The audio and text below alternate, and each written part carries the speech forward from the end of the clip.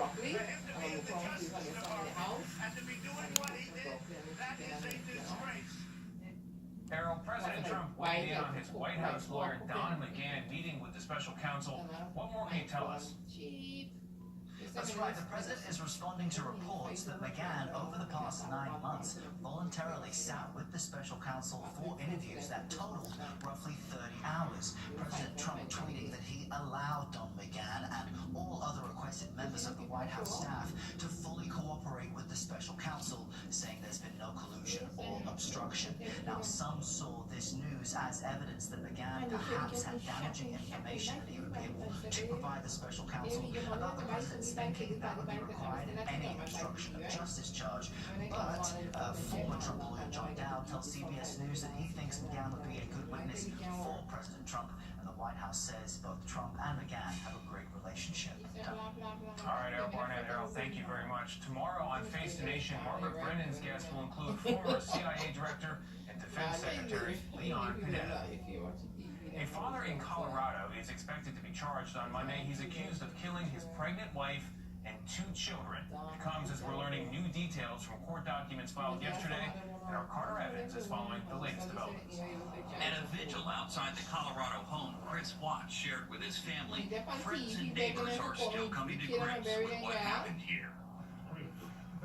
Both these guys here, it's just, it's too close to home. I got a little girl here. It's heartbreaking. Watts was arrested Thursday after he reportedly confessed to killing his pregnant wife, Shanann, and their 2 young daughters, 3-year-old Celeste and 4-year-old Bella. The girls' bodies were found inside storage tanks filled with crude oil on property owned by the company where Watts worked. Court documents filed by Watts' attorney on Friday suggest the girls may have been strangled. The defense wants to take a DNA swab of the necks of the remains of the 2 children. A separate motion says the hands and nails of the mother should be sampled as well. The couple had financial problems and filed for bankruptcy in 2015, but so far investigators have not revealed a motive for the killings.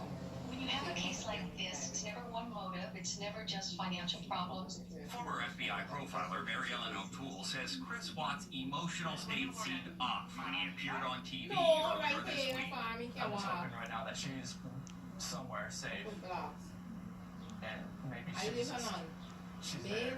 But right now it's just like, if she's there, it's just like, I want her back so bad. I want those kids back so bad. When somebody kills their own family and then they go on TV to say, but I didn't have anything to do with that, and that's a lot of arrogance and confidence that you could pull this off, and that's not typical.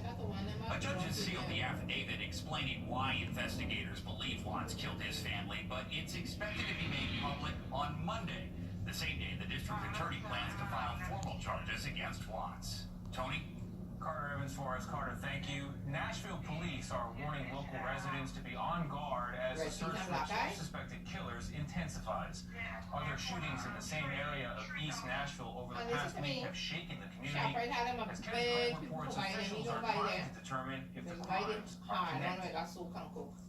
These are just 2 senseless, blooded homicides. The latest in a string of random and possibly connected shootings led Nashville police to make an unsettling warning to residents. Stay in groups and be careful. It's just a huge coordinated effort at this point to try to bring these killers to justice. In just over a week, police say 4 innocent people have been shot in the same East Nashville area. The first was on August 8th, when a 39-year-old woman was shot while walking her dog. A gunfire left her paralyzed. On Tuesday, 31-year-old Kendall Rice was gunned down and killed during a robbery while walking to catch a bus to work. And then early Friday morning, 30-year-old Jamie Sarantonio and 33-year-old Bartley Teal were killed during a robbery when they left a convenience store with 2 friends after a night at the Cobra Nashville bar. The killers took off. Who obviously have no respect whatsoever for the sanctity of human life. Teal was killed on his birthday. Those who knew him said he had an amazing soul. Colleagues described Sarantonio as having a compassionate and joyful presence. Police are now looking for this label and have only a vague description of the suspects. 2 black men, one with dreads. They say the duo dumped the stolen belongings from Friday morning's murders in a North Nashville alley, leaving neighbors neighbors here on edge. And police told me today they believe robbery was the motive in the two most recent cases, and while they have not officially connected all of them, they are not ruling anything out. They're also increasing patrols in the areas where these shootings happened. Writing stuff, Kenneth Craig for us. Kenneth, thank you very much.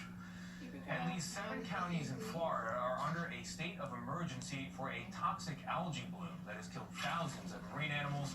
But researchers at a lab in Sarasota say they have a machine that can fight the red tide. The state of Florida is at war with a toxic red tide, a tide that is killing marine life along the Sunshine State's southwest coast and creating a stench. It's hurting businesses like this surf and paddle shop in Cortez, Florida, where owners Rochelle and Dan Newman cannot put their boats in the water. 95% of my business is guided tours and rentals of paddleboards and kayaks, and we are completely shut down. Scientists at Moat Marine Laboratory in Sarasota are working on a new weapon. They call it an ozone treatment system. The device processes 300 gallons of water per minute, breaks down toxin-infested water, injects it with ozone, and it pumps out clean water. This system gets rid of the red tide, gets rid of the toxins, gets rid of the excess organic matter that's decomposing. Scientists at Moat use this system to reduce red tide in their tanks in Sarasota County, but earlier this week, researchers tested it for the first time on a canal in Boca Grande, Florida. They hope the system can help canals where red tide lingers. Rule 2. It's wonderful. We gotta take care of our resources, you know. Run our beaches, go to and fish to catch.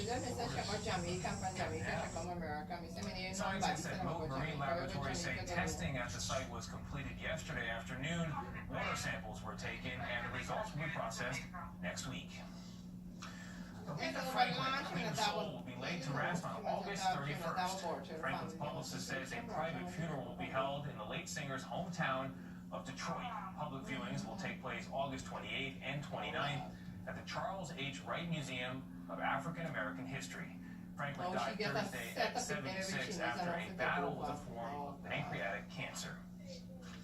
And the world lost another icon today. Former UN chief Kofi Annan died this morning. He was 80 years old.